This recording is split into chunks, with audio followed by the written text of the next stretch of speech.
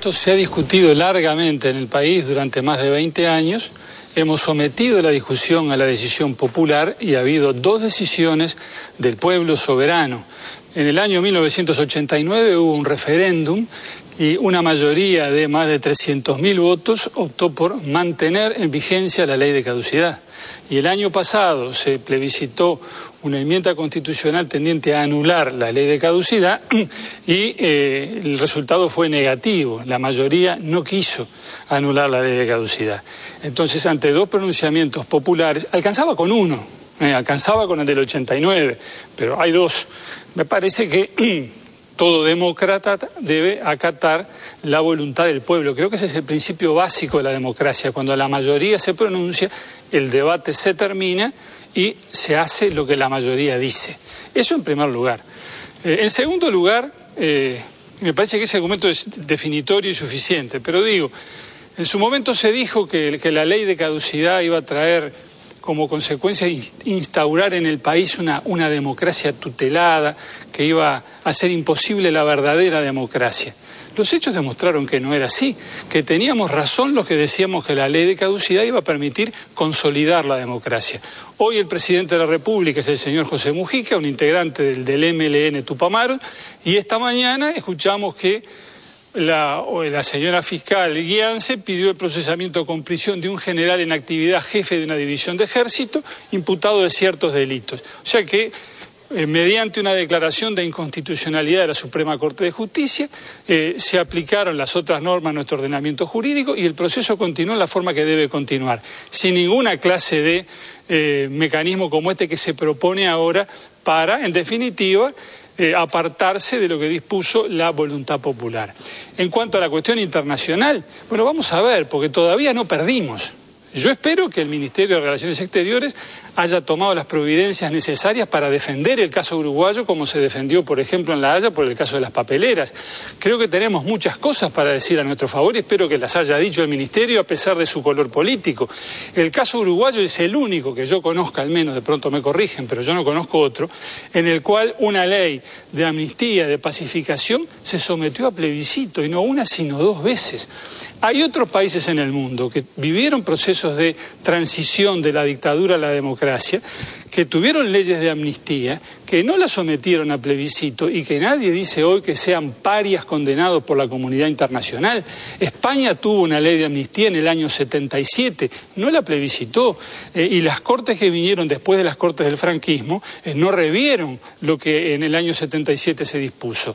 Chile tuvo en el propio régimen de Pinochet una ley de autoamnistía que benefició a todos los militares que cometieron un verdadero genocidio en Chile. Ese decreto de la época de Pinochet no fue derogado y sobre eso podemos abundar más adelante. Bien, senador. Brasil tuvo una amnistía en el año 78-79, mantiene su vigencia y en el mes de abril pasado el Supremo Tribunal Federal rechazó un planteo tendiente a declararlo inconstitucional e inaplicable y la candidata Dilma Rousseff dijo hay que estar a lo que resolvió el tribunal porque no queremos ningún revanchismo. O sea que ejemplos sobran en el mundo de que el camino uruguayo ha sido recorrido por otros países. La diferencia a favor nuestro es que acá las decisiones las tomó el pueblo. Se pasó un poquito de tiempo, senador. Perdón. Diputado. Sí, la verdad que sorprende porque hay que leer la sentencia de la Suprema Corte de Justicia. ¿Y qué dice la sentencia de la Suprema Corte de Justicia en relación a la ley de caducidad? Dice que el Parlamento la votó por temor ante una gravísima crisis institucional. No lo dice el diputado Michelini, lo dice nuestro principal organismo del Poder Judicial uruguayo.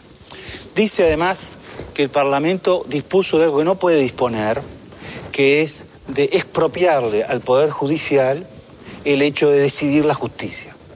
Si fuese tan importante y tan buena y tan excelente la ley de caducidad, que lo que establece que cuando después tiene que actuar tiene que pedirle permiso al presidente de la República, hagámoslo para el resto de las materias. Cuando haya un juicio laboral le preguntamos al presidente de la República, ¿verdad? Entonces, sinceramente, no entender, seguir insistiendo que la ley de caducidad es formidable, la verdad,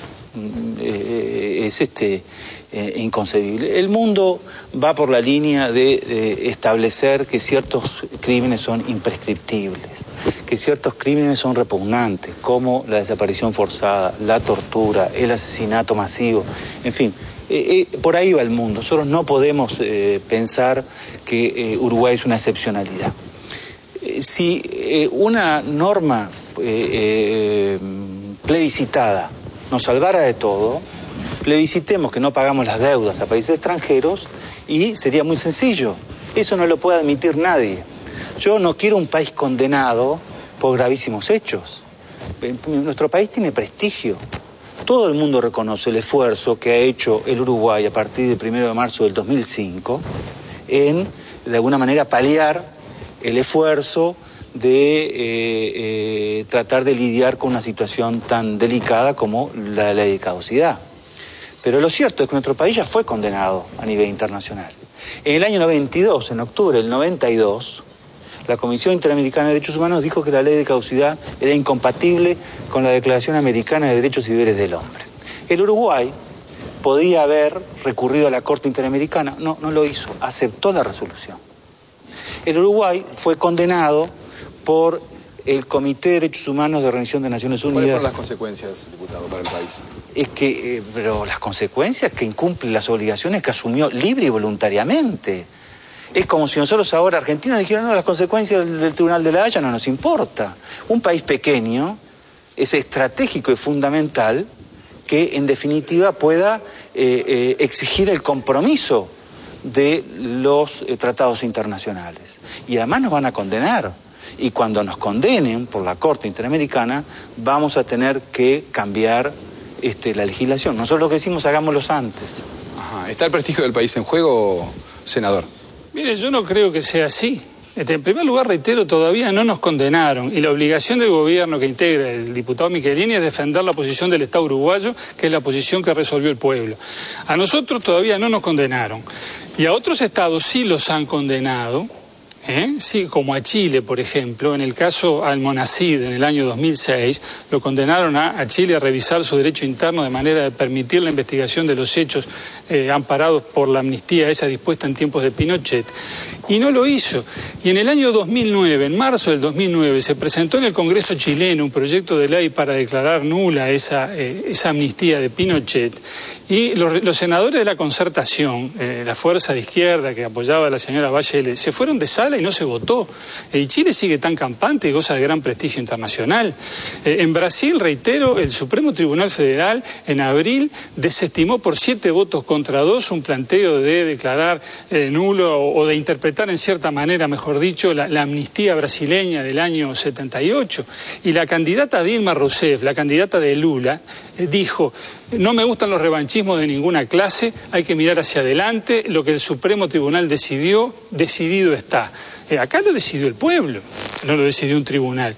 Si el tribunal, la Suprema Corte de Justicia, que es la única que tiene competencia para declarar inconstitucionales las leyes, no la tiene el Parlamento, la tiene la Suprema Corte de Justicia, declara que la ley de caducidad es inconstitucional, como lo hizo una semana antes del plebiscito del año pasado, no después, no fue un hecho superveniente como dijo el diputado Michelini, fue una semana antes, y con ese dato a la vista el pueblo igualmente desechó el planteo de nulidad.